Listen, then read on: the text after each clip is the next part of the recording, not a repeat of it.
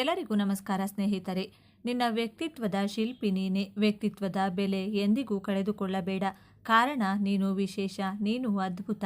ಈ ಆತ್ಮವಿಶ್ವಾಸ ಸದಾ ಹೀಗೆ ಇರಲಿ. ಮಕರ ರಾಶಿಯವರು ನಿಮ್ಮ ಜೀವನವನ್ನು ಗೆಲ್ಲಲು ನಿಮ್ಮ ಯಾವ 5 ಅಭ್ಯಾಸಗಳನ್ನು ಬಿಡಬೇಕು ಎಂಬಂತಹ ವಿಚಾರಗಳನ್ನು ಈ ವಿಡಿಯೋದಲ್ಲಿ ತಿಳಿಸಿಕೊಡಲಿದ್ದೇನೆ. ಅದಕ್ಕೂ ಮುಂಚೆ ನೀವಿನ್ನು ಚಾನಲ್ಗೆ ಸಬ್ಸ್ಕ್ರೈಬ್ ಆಗಿಲ್ಲ ಅಂದರೆ ಈಗಲೇ ಸಬ್ಸ್ಕ್ರೈಬ್ ಆಗಿ, ಹಾಗೆ ವಿಡಿಯೋಗೆ ಲೈಕ್ ಮಾಡಿ, ವಿಡಿಯೋ ಸ್ಕಿಪ್ ಮಾಡದೆ ಕೊನೆ ತನಕ ನೋಡಿ. ಎಲ್ಲರೂ ಭಕ್ತಿಯಿಂದ ಓಂ ಶ್ರೀ ಶನೇಶ್ವರ ನಮಃ ಅಂತ ಕಮೆಂಟ್ ಮಾಡಿ. ಈ ಅಭ್ಯಾಸಗಳನ್ನು ತಿದ್ದಿಕೊಂಡ್ರೆ ನಿಮ್ಮ ಜೀವನದಲ್ಲಿ ಸೋಲು ಎಂಬ ಪದಕ್ಕೆ ಅವಕಾಶವೇ ಇರುವುದಿಲ್ಲ. ಮಕರ ರಾಶಿಯವರು ಹುಟ್ಟಿದಾಗಲೇ ಈ 5 ಅಭ್ಯಾಸಗಳನ್ನು ನಿಮ್ಮ ಜೊತೆಯಲ್ಲಿಯೇ ಹುಟ್ಟಿಕೊಂಡಿರುತ್ತದೆ. ಒಂದೊಂದಾಗಿ ನೋಡ್ತಾ ಹೋಗೋಣ. ಮಕರ ರಾಶಿಯವರು ಬದಲಾಯಿಸಿಕೊಳ್ಳಬೇಕಾದಂಥ ಮೊದಲನೆಯ ಅಭ್ಯಾಸ, ನೀವು ನಿಮ್ಮ ಜಾಬ್ ಬಗ್ಗೆ, ಬಿಸ್ನೆಸ್ ಬಗ್ಗೆ ಹಾಗೂ ನಿಮ್ಮ ಸಂಬಂಧಗಳ ಬಗ್ಗೆ ತುಂಬಾ ಇನ್ಸೆಕ್ಯೂರ್ ಆಗಿರುತ್ತೀರಾ. ಜಾಬ್ ಹೊರಟು ಹೋದರೆ ಏನು ಮಾಡುವುದು, ಜಾಬಲ್ಲಿ ಸಮಸ್ಯೆಗಳು ಬಂದರೆ, ಜಾಬ್ ಸಿಗಲಿಲ್ಲ ಅಂದರೆ ಎಂಬಂಥ ಅನೇಕ ನೆಗೆಟಿವ್ ಥಾಟ್ಗಳು ನಿಮ್ಮ ತಲೆಯಲ್ಲಿ ಓಡಾಡ್ತಾನೆ ಇರುತ್ತದೆ. ಹಾಗೂ ಸಂಬಂಧಗಳ ಬಗ್ಗೆ ಇನ್ಸೆಕ್ಯೂರ್ ಆಗಿರುತ್ತೀರಾ.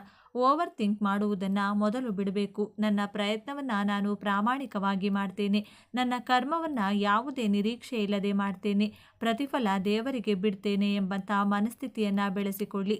ಏನಾಗುತ್ತದೆ, ಮಹಾನಂದರೆ ಕೆಲಸ ಕಳೆದುಕೊಳ್ತೇನೆ, ಮತ್ತೊಂದು ಕೆಲಸ ಸಿಕ್ಕೇ ಸಿಗುತ್ತದೆ. ಯಾಕೆ ಭಯ ಪಡಬೇಕು, ಯಾಕೆ ಓವರ್ ಥಿಂಕ್ ಮಾಡಬೇಕು? ಇನ್ಮುಂದೆ ಓವರ್ ಥಿಂಕ್ ಮಾಡುವುದಲ್ಲ, ಮನಸ್ಫೂರ್ತಿ ಪ್ರಯತ್ನವನ್ನು ಮಾಡ್ತೇನೆ, ನನ್ನ ಕರ್ಮವನ್ನು ಮಾಡ್ತೇನೆ ಎಂದುಕೊಳ್ಳಿ. ಆಗ ನಿಮ್ಮ ಮನಸ್ಸಿನಲ್ಲಿ ಕೆಟ್ಟ ಆಲೋಚನೆಗಳೇ ಬರುವುದಿಲ್ಲ. ನಿಮ್ಮ ಮನಸ್ಸು ಪ್ರಶಾಂತವಾಗಿದ್ದರೆ ನಿಮ್ಮ ಮಾನಸಿಕ ಆರೋಗ್ಯ ಚೆನ್ನಾಗಿರುತ್ತದೆ. ಮಾನಸಿಕ ಆರೋಗ್ಯ ಚೆನ್ನಾಗಿದ್ದರೆ ದೈಹಿಕವಾಗಿಯೂ ಆರೋಗ್ಯವಾಗಿದ್ದೇ ಇರುತ್ತೀರಾ. ನೀವು ಚೆನ್ನಾಗಿದ್ದರೆ ಜೀವನದಲ್ಲಿ ದೊಡ್ಡ ದೊಡ್ಡ ಸಾಧನೆಗಳನ್ನು ಮಾಡಬಹುದು, ನಿಮ್ಮ ಜೀವನವನ್ನು ಗೆಲ್ಲಬಹುದು. ಮಕರ ರಾಶಿಯವರು ಬದಲಾಯಿಸಿಕೊಳ್ಳಬೇಕಾದಂಥ ಎರಡನೆಯ ಅಭ್ಯಾಸ, ನಿಮ್ಮ ಹಣದ ವ್ಯಯ ಮಾಡುವುದರಲ್ಲಿ ಗಮನವಿರಲಿ. ನಿಮ್ಮ ಎಕ್ಸ್ಪೆನ್ಸಿವ್ ಬಗ್ಗೆ ಕಂಟ್ರೋಲ್ ಇರಬೇಕು. 32ನೇ ವರ್ಷದವರೆಗೂ ನೀವು ಹಣವನ್ನು ಹೆಚ್ಚಾಗಿ ಖರ್ಚು ಮಾಡ್ತೀರಾ. 32ನೇ ವರ್ಷದ ನಂತರ ನಿಮ್ಮ ಖರ್ಚು ವೆಚ್ಚಗಳ ಬಗ್ಗೆ ಹಿಡಿತವನ್ನು ಸಾಧಿಸಲು ಕಲಿಯುತ್ತೀರಾ. ಆದರೆ ಮೊದಲಿನಿಂದಲೇ ಹಣಕಾಸಿನ ಉಳಿತಾಯದ ಬಗ್ಗೆ ಗಮನ ಹರಿಸಿದರೆ ನೀವು ನಿಮ್ಮ ಜೀವನವನ್ನು ಗೆದ್ದೇ ಗೆಲ್ಲುತ್ತೀರಾ. ಮಕರ ರಾಶಿಯವರು ಬದಲಾಯಿಸಿಕೊಳ್ಳಬೇಕಾದಂಥ ಮೂರನೆಯ ಅಭ್ಯಾಸ, ಜೀವನದಲ್ಲಿ ರಿಸ್ಕನ್ನು ತೆಗೆದುಕೊಳ್ಳಲು ಮುಂದೆ ಬರುವುದಿಲ್ಲ. 90% ಮಕರ ರಾಶಿಯವರು ರಿಸ್ಕ್ ತೆಗೆದುಕೊಳ್ಳಲು ಹೆದರಿಕೊಳ್ತೀರಾ. ನಿಮ್ಮ ಲಗ್ನಾಧಿಪತಿ ಸ್ಟ್ರಾಂಗ್ ಆಗಿದ್ದರೆ, ಲಗ್ನದಲ್ಲಿ ಪಾಸಿಟಿವ್ ಮಂಗಳ ಗ್ರಹ ಸ್ಥಿತವಿದ್ದರೆ ರಿಸ್ಕ್ ಟೇಕರ್ ಆಗಿರುತ್ತೀರಾ. ತುಂಬ ಧೈರ್ಯಶಾಲಿಗಳಾಗಿರ್ತೀರಾ. ಇಲ್ಲದಿದ್ದರೆ 90ರಷ್ಟು ಮಕರ ರಾಶಿಯವರು ಜೀವನದಲ್ಲಿ ರಿಸ್ಕ್ ತೆಗೆದುಕೊಳ್ಳಲು ಭಯಪಡುತ್ತೀರಾ.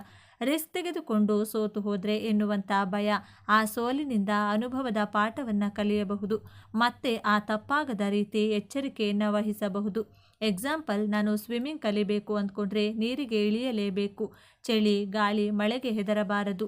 ನೀರು, ಚಳಿ ಹೇಗಪ್ಪ ಅಂತ ಹೆದರಿಕೊಂಡ್ರೆ ಈಜು ಕಲಿಯಲು ಅಸಾಧ್ಯ. ಹಾಗೆಯೇ ಜೀವನದಲ್ಲಿ ಏನನ್ನಾದರೂ ಸಾಧಿಸಬೇಕು ಅಂದುಕೊಂಡ್ರೆ ಮೊದಲು ಮುನ್ನುಗ್ಗಬೇಕು.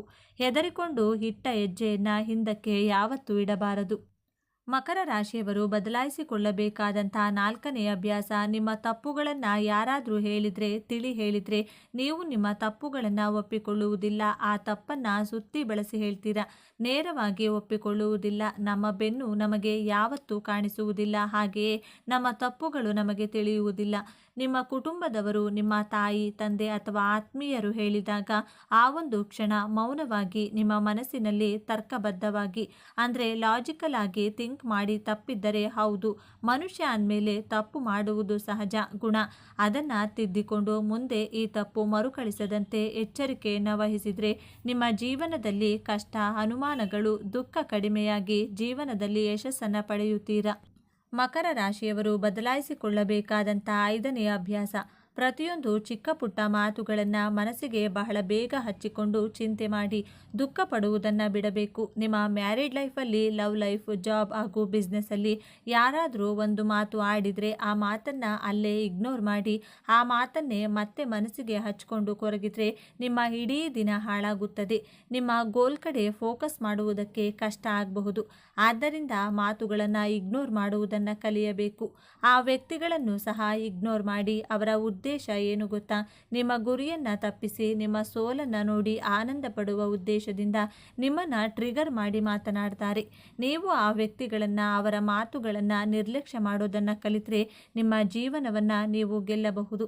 ಮಕರ ರಾಶಿಯವರು ನಿಮ್ಮ ಮನಸ್ಸಿಗೆ ನೋವು ಮಾಡಿಕೊಂಡ್ರು ಎದುರುಗಡೆ ಇರುವಂಥ ವ್ಯಕ್ತಿಗಳ ಮನಸ್ಸಿಗೆ ನೋವಾಗುವ ರೀತಿಯಲ್ಲಿ ಮಾತನಾಡುವುದಿಲ್ಲ. ಮೌನವಾಗಿ ಒಳಗೊಳಗೆಯೇ ದುಃಖ ಪಡುತ್ತೀರಾ. ಈ ಗುಣಗಳನ್ನು, ಅಭ್ಯಾಸವನ್ನು ಬದಲಾಯಿಸಿಕೊಳ್ಳಿ. ಈ ಮೇಲೆ ತಿಳಿಸಿದಂಥ 5 ಅಭ್ಯಾಸಗಳನ್ನು ಬದಲಾಯಿಸಿಕೊಳ್ಳಲು ಪ್ರಯತ್ನಿಸಿ. ನೀವು 100% ನಿಮ್ಮ ಜೀವನವನ್ನು ಗೆಲ್ತೀರಾ. ಕರ್ಮ ಪ್ರಧಾನ ರಾಶಿಯಾದಂಥ ಮಕರ ರಾಶಿಯವರ ನಕ್ಷತ್ರಾಧಾರಿತ ಜನ್ಮ ರಹಸ್ಯವನ್ನು ನೋಡೋದಾದರೆ, ನೀವು ಮಕರ ರಾಶಿಯ ಈ 3 ನಕ್ಷತ್ರದಲ್ಲಿ ಜನಿಸಲು ಕಾರಣ ಹಾಗೂ ಉದ್ದೇಶಗಳನ್ನು ತಿಳಿದುಕೊಳ್ಳೋಣ. ಕಾಲಪುರುಷನ ಪ್ರಕಾರ ಕುಂಡಲಿಯಲ್ಲಿ ಮಕರ ರಾಶಿಯು 10ನೇ ರಾಶಿಯಾಗಿದೆ. ಮಕರ ರಾಶಿಯಲ್ಲಿ ಉತ್ತರಾಷಾಢ ನಕ್ಷತ್ರದ 2, 3 ಹಾಗೂ 4ನೇ ಪಾದಗಳು, ಶ್ರವಣ ನಕ್ಷತ್ರದ 4 ಪಾದಗಳು, ಧನಿಷ್ಠ ನಕ್ಷತ್ರದ 1 ಹಾಗೂ 2ನೇ ಪಾದಗಳು ಕಂಡುಬರುತ್ತವೆ.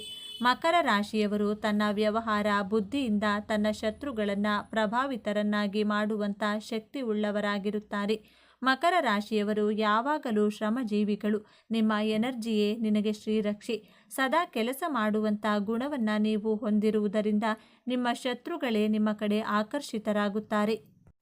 ಮಕರ ರಾಶಿಯವರು ನಿಮ್ಮ ಸ್ವಭಾವಕ್ಕೆ ತಕ್ಕಂತೆ ಹಾಗೂ ಸಮಯಕ್ಕೆ ತಕ್ಕಂತೆ ಹೋರಾಟ ಮಾಡುವ ಗುಣದವರಾಗಿರುತ್ತೀರಿ. ಮಕರ ರಾಶಿಯವರು ನಿಮ್ಮ ರಾಶಿಯಲ್ಲಿ ಕುಜಗ್ರಹ ಉಚ್ಚ ಸ್ಥಾನದಲ್ಲಿರುವ ಕಾರಣದಿಂದ ನೀವು ಯಾವುದೇ ಒಂದು ಹೋರಾಟದ ಗುಣ, ಸಾಹಸ ಹಾಗೂ ಪ್ರವೃತ್ತಿಯಲ್ಲಿ ಸದಾ ಶಕ್ತಿವಂತರಾಗಿರುತ್ತೀರಾ. ನಿಮಗೆ ಸಡನ್ನಾಗಿ ಕೋಪ ಬರುವುದಿಲ್ಲ. ಕ್ರಮೇಣವಾಗಿ ಕೋಪಿಸಿಕೊಂಡು ನಿಧಾನವಾಗಿ ಶಾಂತವಾಗುತ್ತೀರಾ. ಮಕರ ರಾಶಿಯವರು ಸತತ ಪರಿಶ್ರಮ ಹಾಗೂ ಕೆಲಸ ಮಾಡುವಂಥ ಆಶಾವಾದಿಗಳಾಗಿರುತ್ತಾರೆ. ಬೇರೆಯವರಿಗೆ ಸಹಾನುಭೂತಿಯಿಂದ ಪ್ರೀತಿ ತೋರಿಸುತ್ತೀರಾ. ಮಕರ ರಾಶಿಯವರು ನೀವು ಬಾಲ್ಯದಲ್ಲಿ ತುಂಬ ಕಷ್ಟಪಟ್ಟಿರುತ್ತೀರಾ. ನಿಮಗೆ 30 ವರ್ಷಗಳು ತುಂಬಿದ ನಂತರ ನಿಧಾನವಾಗಿ ಯಶಸ್ಸನ್ನು ಕಾಣುತ್ತಾ ಹೋಗುತ್ತೀರಾ. ಮುಂದೊಂದು ದಿನ ನೀವು ಅಂದುಕೊಂಡಂಥ ಗುರಿಯನ್ನು ತಲುಪುತ್ತೀರಾ. ನಿಮ್ಮ ವಿವಾಹ ಜೀವನ ಬಹಳ ಸಂಘರ್ಷದಿಂದ ಕೂಡಿರುತ್ತದೆ. ಮಕರ ರಾಶಿಯವರು ನಿಮಗೆ 30 ವರ್ಷಗಳು ತುಂಬಿದ ನಂತರ ನಿಮ್ಮ ವಯಸ್ಸು ಏರಿಕೆ ಆದಂತೆಲ್ಲ ಸಮಾಜದಲ್ಲಿ ನಿಮಗೆ ಗೌರವ, ಸನ್ಮಾನ, ಯಶಸ್ಸು, ಕೀರ್ತಿ, ಸುಖ, ಸಂತೋಷ, ಒಳ್ಳೆಯ ಸಂತುಷ್ಟ ಜೀವನ ನಿಮಗೆ ಪ್ರಾಪ್ತಿಯಾಗುತ್ತದೆ. ಮಕರ ರಾಶಿಯವರು ನೀವು ಏಕಾಂತ ಪ್ರಿಯರಾಗಿರುತ್ತೀರಾ. ನೀವು ಮಕರ ರಾಶಿಯಲ್ಲಿಯೇ ಜನಿಸಲು ಕಾರಣವೇನು ಎಂದು ನೋಡೋದಾದರೆ, ನಿಮ್ಮ ಪೂರ್ವ ಜನ್ಮವನ್ನು ಕುಂಡಲಿಯ 1, 5, 9ನೇ ಭಾವದಿಂದ ವಿಶ್ಲೇಷಿಸಬೇಕು. ನಾವು ಹಿಂದಿನ ಪೂರ್ವ ಜನ್ಮವನ್ನು ತಿಳಿಯಲು ಪಂಚಮ ಭಾವ ಹಾಗೂ ಮುಂದಿನ ಜನ್ಮವನ್ನು ನೋಡಲು 9ಮ ಭಾವವನ್ನು ನೋಡಬೇಕು. ನಿಮ್ಮ ಪಂಚಮ ಸ್ಥಾನ ವೃಷಭ ರಾಶಿಯಾಗಿದ್ದರೆ ವೃಷಭ ರಾಶಿಯ ಅಧಿಪತಿ ಶುಕ್ರಗ್ರಹ. ನಿಮ್ಮ 9ಮ ಭಾವ ಕನ್ಯಾ ರಾಶಿಯಲ್ಲಿ ಬರುತ್ತದೆ. ಕುಂಡಲಿಯ 5ನೇ ಮನೆ ನಿಮ್ಮ ಪೂರ್ವ ಜನ್ಮದ ಉದ್ದೇಶವನ್ನು ತಿಳಿಸುತ್ತದೆ. ಕುಂಡಲಿಯ ವ್ಯಯ ಭಾವ ನಿಮ್ಮ ಜೀವನದ ಅಂತಿಮ ಸ್ಥಿತಿಯನ್ನು ತಿಳಿಸುತ್ತದೆ. 9ಮ ಭಾವ ನೀವು ಈ ಜನ್ಮದಿಂದ ಯಾವ ಪುಣ್ಯಗಳನ್ನು ನಿಮ್ಮ ಜೊತೆ ತೆಗೆದುಕೊಂಡು ಹೋಗ್ತೀರಿ ಎಂದು ತಿಳಿಸುತ್ತದೆ. ನೀವು ಈ ಭೂಮಿ ಮೇಲೆ ಜನಿಸಿದಾಗ ಉತ್ತರಾಷಾಢ, ಶ್ರವಣ, ಧನಿಷ್ಠ ನಕ್ಷತ್ರಗಳು ಲಭ್ಯವಾಗಿದೆ. ನೀವು ಹಿಂದಿನ ಜನ್ಮದಲ್ಲಿ ಸತತವಾಗಿ ಕೆಲಸ ಕಾರ್ಯಗಳನ್ನು ಮಾಡುವುದರ ಜೊತೆಗೆ ನಿಮ್ಮ ಕುಟುಂಬ ಹಾಗೂ ಸ್ನೇಹಿತರ ಜೊತೆ ಪ್ರೀತಿ ವಿಶ್ವಾಸದಿಂದ ಇರದೆ ಪ್ರಾಪಂಚಿಕ ಸುಖ ಭೋಗಗಳನ್ನು ಅನುಭವಿಸಲು ಮರೆತಿರುತ್ತೀರಾ. ಕೇವಲ ಕರ್ಮಕ್ಕೆ ಗಮನ ಕೊಟ್ಟು ಜೀವನದ ಆನಂದವನ್ನು ಅನುಭವಿಸದ ಕಾರಣ ಈ ಜನ್ಮದಲ್ಲಿ ವಿಭಿನ್ನವಾದಂತಹ ತತ್ವದೊಂದಿಗೆ ಮಕರ ರಾಶಿಯಲ್ಲಿ ಜನಿಸಿರುತ್ತೀರಾ. ಜೀವನದ ಆನಂದವನ್ನು ಅನುಭವಿಸುತ್ತಾ ಸತತ ಪ್ರಯತ್ನ ಮಾಡುವುದು ಮಕರ ರಾಶಿಯವರ ಮೂಲ ಗುಣವಾಗಿರುತ್ತದೆ. ನಿಮ್ಮ ಹಿಂದಿನ ಜನ್ಮದ ಮೂಲ ಗುಣಗಳು ಈ ಜನ್ಮದಲ್ಲಿಯೂ ಸಹ ನಿಮ್ಮ ಜೊತೆಯಲ್ಲಿಯೇ ನಿಮಗೆ ರಕ್ತಗತವಾಗಿ ಬಂದಿರುತ್ತದೆ. ನಿಮ್ಮ ಪಂಚಮೇಶ ಶುಕ್ರಗ್ರಹ ಪದೇ ಪದೇ ನಿಮಗೆ ಜ್ಞಾಪಿಸುತ್ತದೆ. ನೀವು ಕೇವಲ ಕೆಲಸ ಮಾಡಲು ಪ್ರಾಮುಖ್ಯತೆ ಕೊಡದೆ ಜೀವನದ ಆನಂದವನ್ನು ಸಹ ಅನುಭವಿಸಿರುವುದಿಲ್ಲ. ಅಂದರೆ ಒಂದು ವೇಳೆ ನೀವು ಪ್ರಕೃತಿಯ ಸಾನ್ನಿಧ್ಯದಲ್ಲಿ ಬೆರೆಯದಿದ್ದರೆ ಅಥವಾ ಪ್ರಕೃತಿಯೊಂದಿಗೆ ಸಮಯ ಕಳೆಯದಿದ್ದರೆ, ಪ್ರಯಾಣಗಳನ್ನು, ಯಾತ್ರೆಗಳನ್ನು ಮಾಡದಿದ್ದರೆ ಮುಂದಿನ ಜನ್ಮದಲ್ಲಿಯೂ ಸಹ ಮತ್ತೆ ನೀವು ಮಕರ ರಾಶಿಯಲ್ಲಿಯೇ ಜನಿಸಬೇಕಾಗುತ್ತದೆ. ಮಕರ ರಾಶಿ ಪ್ರಾಕೃತಿಕ ಕುಂಡಲಿಯಲ್ಲಿ 10ನೇ ಭಾವದಲ್ಲಿ ಬರುತ್ತದೆ. 10ನೇ ಭಾವ ಅಂದರೆ ಬಹಳ ಬಲಯುತವಾದಂತಹ ಸ್ಥಾನ. ಕುಂಡಲಿಯ 4 ಕೇಂದ್ರ ಸ್ಥಾನಗಳಲ್ಲಿ 10ನೆಯ ಸ್ಥಾನ ವಿಶೇಷವಾದದ್ದು.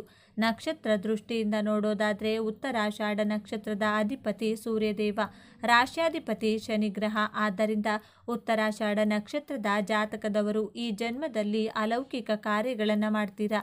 ರಾಜಕೀಯ ಕ್ಷೇತ್ರದಲ್ಲಿ ಸೇವೆ ಮಾಡಲು ನಿಮ್ಮ ಜನನವಾಗಿರುತ್ತದೆ. ನಿಮ್ಮ ಕುಟುಂಬದಲ್ಲಿಯೂ ನೀವೇ ರಾಜನ ರೀತಿ ನಿರ್ಧಾರಗಳನ್ನು ತೆಗೆದುಕೊಳ್ತೀರಾ. ನಾಯಕತ್ವದ ಗುಣ ನಿಮ್ಮ ರಕ್ತದಲ್ಲಿಯೇ ಬೆರೆತಿರುತ್ತದೆ. ಆದರೆ ಶನಿ ಹಾಗೂ ಸೂರ್ಯನ ಸಂಯೋಗವಿರುವುದರಿಂದ ಉತ್ತರಾಷಾಢ ನಕ್ಷತ್ರದವರು ನಾನು ನನ್ನಿಂದಲೇ ಎಂಬಂಥ ಅಹಂಭಾವ ನಿಮ್ಮಲ್ಲಿದ್ದೇ ಇರುತ್ತದೆ. ಒಂದು ವೇಳೆ ಈ ಭಾವನೆ ನಿಮಗೆ ಬರದೇ ಇದ್ದರೆ ನಿಮ್ಮ ಜೀವನದಲ್ಲಿ ಅತ್ಯಂತ ಎತ್ತರದ ಮಟ್ಟದಲ್ಲಿ ಬೆಳೆದು ಯಶಸ್ವಿಯಾಗುತ್ತೀರಾ. ನೀವು ಶ್ರವಣ ನಕ್ಷತ್ರದಲ್ಲಿ ಜನಿಸಿದರೆ ಶ್ರವಣ ನಕ್ಷತ್ರದ ಅಧಿಪತಿ ಚಂದ್ರಗ್ರಹ, ಮಕರ ರಾಶ್ಯಾಧಿಪತಿ ಶನಿದೇವ. ಚಂದ್ರನ ಕಾರಕತ್ವ ಮನಸ್ಸು, ತಾಯಿ, ಭಾವನೆ.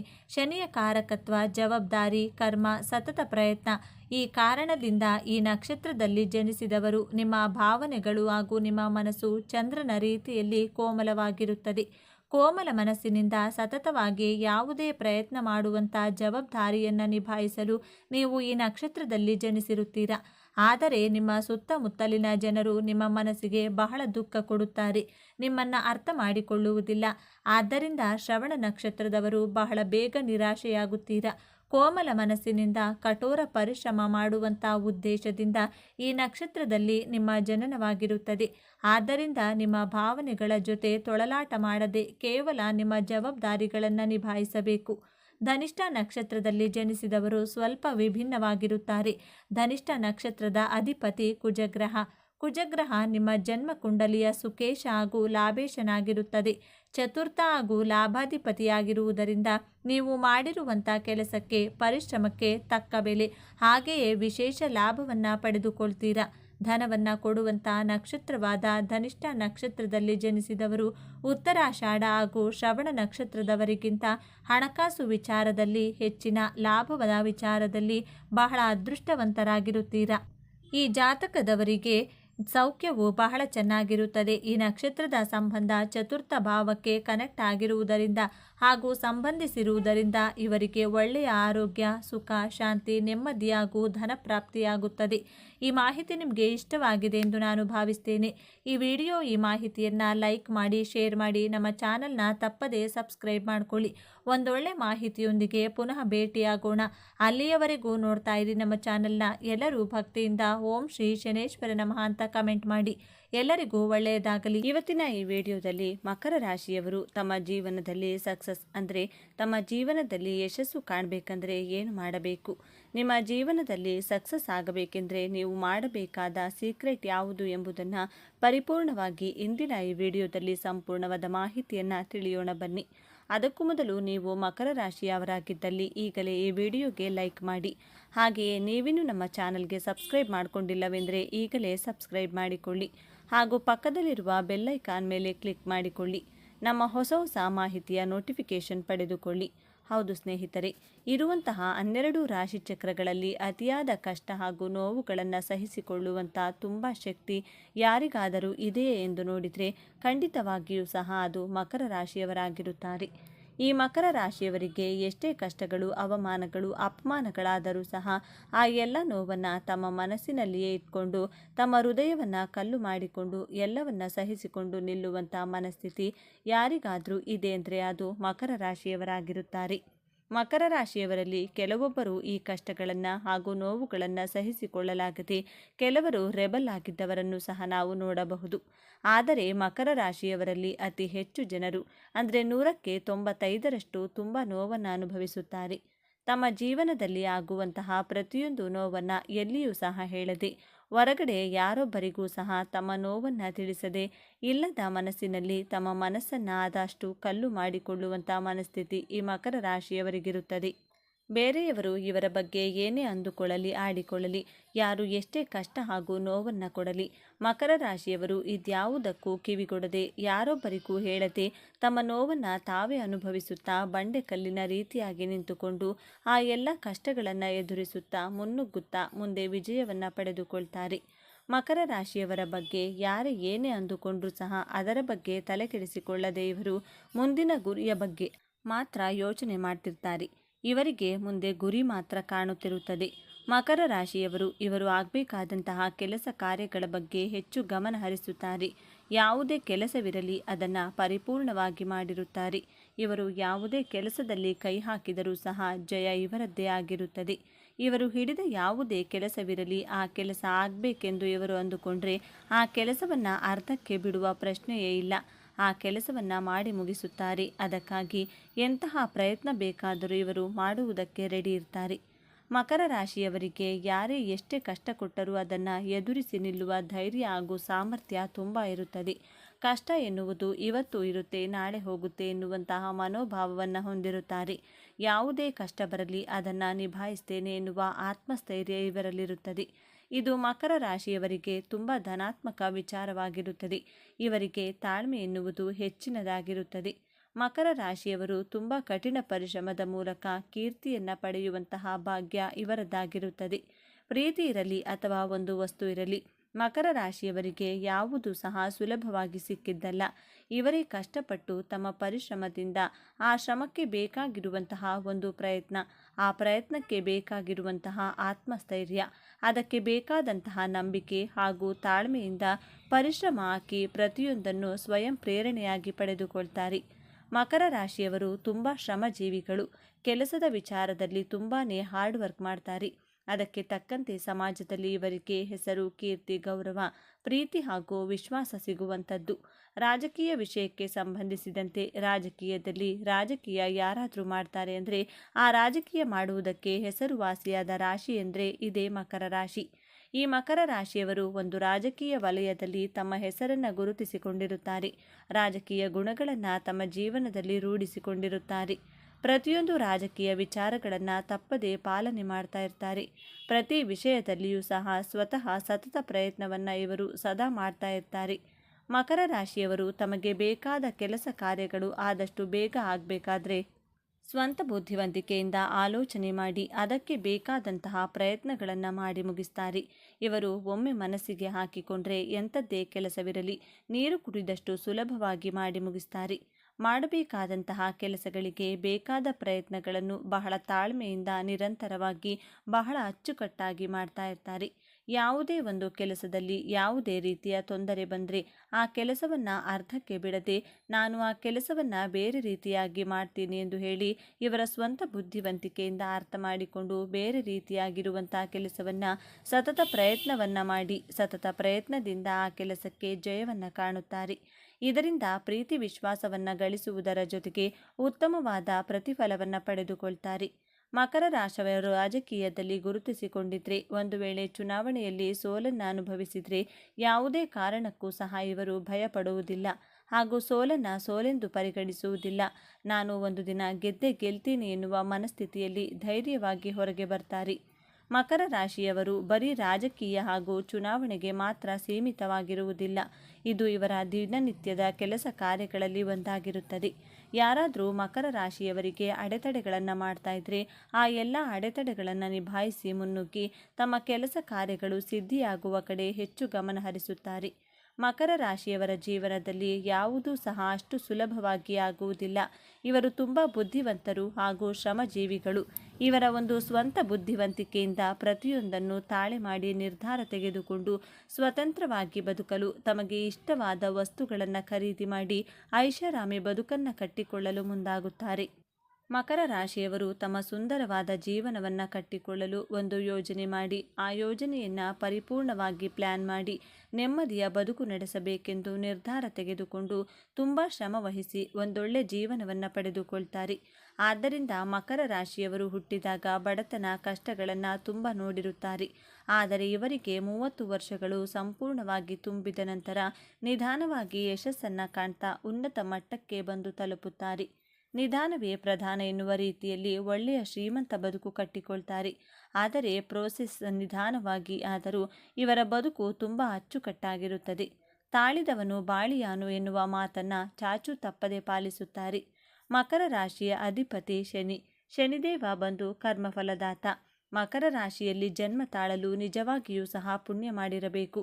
ಯಾಕಂದರೆ ಪುಣ್ಯ ಮಾಡಿದವರು ಮಾತ್ರ ಒಂದು ಮಕರ ರಾಶಿಯಲ್ಲಿ ಜನ್ಮ ತಾಳಲು ಸಾಧ್ಯ.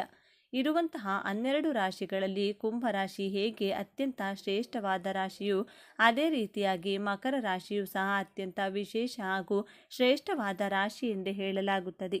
ಮಕರ ರಾಶಿಯವರು ಇವರದ್ದು ನೇರ ನಡೆ ನುಡಿ ಮತ್ತು ಇವರದ್ದಾಗಿರುತ್ತದೆ. ಹಾಗೆಯೇ ಇವರದ್ದು ಸ್ವಲ್ಪ ಹರಿತವಾದ ಮಾತು, ಅಂದರೆ ಹೊರಗೊಂದು ಒಳಗೊಂದು ಇರುವುದಿಲ್ಲ. ಮನಸ್ಸಿನಲ್ಲಿ ಹೇಗಿರುತ್ತೋ ಇರುವುದನ್ನು ಇದ್ದ ಹಾಗೆಯೇ ನೇರವಾಗಿ ಹೇಳಿಬಿಡ್ತಾರೆ. ಯಾವಾಗಲೂ ಇವರು ನೇರ, ದಿಟ್ಟ, ನಿರಂತರ ಎನ್ನುವ ರೀತಿಯಲ್ಲಿ ಬದುಕುವವರು. ಯಾವುದೇ ವಿಷಯ ಆಗಿರಲಿ ನೇರ ಏನು ನಡೀತಾ ಇದೆ ಇದನ್ನು ನೇರವಾಗಿ ಹೇಳುವಂಥ ಗುಣ ಈ ಮಕರ ರಾಶಿಯವರಿಗೆ ಹುಟ್ಟಿನಿಂದಲೇ ರಕ್ತಗತವಾಗಿ ಬಂದಿರುತ್ತದೆ. ಯಾರಾದರೂ ಮಕರ ರಾಶಿಯವರೊಂದಿಗೆ ಮಾತನಾಡಬೇಕಾದ್ರೆ ಸ್ವಲ್ಪ ಬುದ್ಧಿವಂತಿಕೆಯಿಂದ ಯೋಚನೆ ಮಾಡಿ ಹಿಂದೆ ಮುಂದೆ ನೋಡಿಕೊಂಡು ಮಾತನಾಡುವುದು ಉತ್ತಮ. ಯಾಕಂದರೆ ನೀವೇನಾದರೂ ಸುಳ್ಳು ಹೇಳ್ತಾ ಇದ್ರೆ ಅಥವಾ ಯಾರಿಗಾದರೂ ಮೋಸ ವಂಚನೆ ಮಾಡ್ತಿದ್ರೆ, ನೀವು ಇವರಿಗೆ ಸುಳ್ಳು ಹೇಳ್ತಾ ಇದ್ರೆ ನಿಮ್ಮ ತಳುಕು ಬಳುಕನ್ನು ಬಲು ಬೇಗ ಗುರುತಿಸಿ ಇಮ್ಮಿಡಿಯೇಟ್ ಆಗಿ ನಿಮಗೆ ಅಲ್ಲೇ ಉಗಿದು ಬುದ್ಧಿ ಕಲಿಸುತ್ತಾರೆ. ಮುಯ್ಯಿಗೆ ಮುಯ್ಯಿ ಎನ್ನುವ ರೀತಿಯಲ್ಲಿ ನಿಮಗೆ ಸರಿಯಾದ ದಾರಿಯಲ್ಲಿ ನಡೆಯಲು ಆಜ್ಞೆ ಮಾಡುತ್ತಾರೆ. ಮಕರ ರಾಶಿಯವರು ಇವರದ್ದೇ ಆದ ಯಾವುದಾದರೂ ಕೆಲಸ ಆಗಬೇಕಂದ್ರೆ ತಮ್ಮ ಸ್ವಂತ ಬುದ್ಧಿವಂತಿಕೆಯಿಂದ ಹಾಗೂ ತಾಳ್ಮೆಯಿಂದ ಸಮಾಧಾನದಿಂದ ಎಲ್ಲವನ್ನ ಪರೀಕ್ಷಿಸಿ ಆಲೋಚನೆ ಮಾಡಿ ಕೆಲಸವನ್ನು ಪರಿಪೂರ್ಣವಾಗಿ ಮಾಡಿ ಮುಗಿಸುತ್ತಾರೆ. ಆದರೆ ಯಾರಾದರೂ ಇವರ ತಂಟೆಗೆ ಬಂದರೆ ಅಥವಾ ಸುಖಾಸುಮ್ಮನೆ ಗಲಾಟೆ ಗದ್ದಲ ಮಾಡಲು ಹೋದರೆ ಅಥವಾ ಪದೇ ಪದೇ ಖ್ಯಾತಿ ಹಾಗೂ ತೊಂದರೆಗಳನ್ನು ಮಾಡ್ತಾ ಇದ್ರೆ ಖಂಡಿತವಾಗಿಯೂ ಸಹ ನಿಮ್ಮನ್ನು ಸುಮ್ಮನೆ ಬಿಡುವುದಿಲ್ಲ. ನಿಮಗೆ ಸರಿಯಾಗಿಯೇ ಬುದ್ಧಿ ಕಲಿಸುತ್ತಾರೆ. ನಿಮ್ಮ ಎದುರಿಗೆ ತುಂಬ ಸ್ಟ್ರೈಟ್ ಫಾರ್ವರ್ಡ್ ಆಗಿ ಮಾತನಾಡ್ತಾರೆ. ನಿಮ್ಮ ಅಹಂಕಾರ ಹಾಗೂ ದುರಹಂಕಾರವನ್ನು ಮಟ್ಟ ಹಾಕುತ್ತಾರೆ. ಮಕರ ರಾಶಿಯವರಿಗೆ ಒಂದು ವೇಳೆ ಬೇರೆಯವರ ತಪ್ಪೇನಾದರೂ ಕಾಣಿಸಿದರೆ ಅವರ ಎದುರಿಗಿರುವಂತಹ ವ್ಯಕ್ತಿಗೆ, ನೋಡು ನೀನು ಮಾಡ್ತಾ ಇರೋದು ದೊಡ್ಡ ತಪ್ಪು, ಇದನ್ನು ಮಾಡಬೇಡ, ನೀನು ಮಾಡ್ತಾ ಇರೋದು ಸರಿ ಇಲ್ಲ ಎಂದು ಹೇಳುವಂಥ ಖಡಕ್ ಗುಣವನ್ನು ಮಕರ ರಾಶಿಯವರು ಹೊಂದಿರುತ್ತಾರೆ. ಮಕರ ರಾಶಿಯವರು ಒಂದು ಸಮಯದಲ್ಲಿ ಯಾವ ರೀತಿಯಾಗಿ ಎಲ್ಲ ರೀತಿಯ ನೋವನ್ನು ಸಹಿಸಿಕೊಂಡು ಇರ್ತಾರೋ ಆ ಒಂದು ಕಷ್ಟಗಳನ್ನು ಸಹಿಸಿಕೊಳ್ಳೋದು ಮುಗಿದ ಮೇಲೆ ಎಲ್ಲರಿಗೂ ಸಹ ಒಳ್ಳೆಯದನ್ನೇ ಬಯಸ್ತೀರಿ. ಯಾಕಂದರೆ ಪ್ರತಿಯೊಂದು ನೋವುಗಳ ಸರಮಾಲೆಯನ್ನೇ ಅನುಭವಿಸಿ ಅದರಿಂದ ಮುಕ್ತಿ ಪಡೆದು ಬಂದಿರ್ತೀರಿ. ಹಾಗಾಗಿ ನೋವು ಎಂದರೆ ಏನು ಎನ್ನುವುದರ ಅರಿವು ನಿಮಗಿರುತ್ತದೆ. ಮಕರ ರಾಶಿಯವರು ವಿಜ್ಞಾನ ಮತ್ತು ತಂತ್ರಜ್ಞಾನ ಎರಡರಲ್ಲಿಯೂ ಹಿಡಿತ ಎನ್ನುವುದು ತುಂಬ ಜಾಸ್ತಿ ಇರುತ್ತದೆ. ಈ ಒಂದು ತಂತ್ರಜ್ಞಾನದ ಮೇಲೆ ಇವರಿಗೆ ಏನಾದರೂ ಹೊಸದಾಗಿ ಒಂದು ಸಾಫ್ಟ್ವೇರ್ ಬಂದರೆ ಆ ಸಾಫ್ಟ್ವೇರ್ ಓಪನ್ ಮಾಡಿ ನೋಡಿ, ಅದರಲ್ಲಿರುವಂತಹ ಹಲವಾರು ಹೊಸ ಮಾಹಿತಿಯನ್ನು ಪಡೆಯುತ್ತೀರಿ.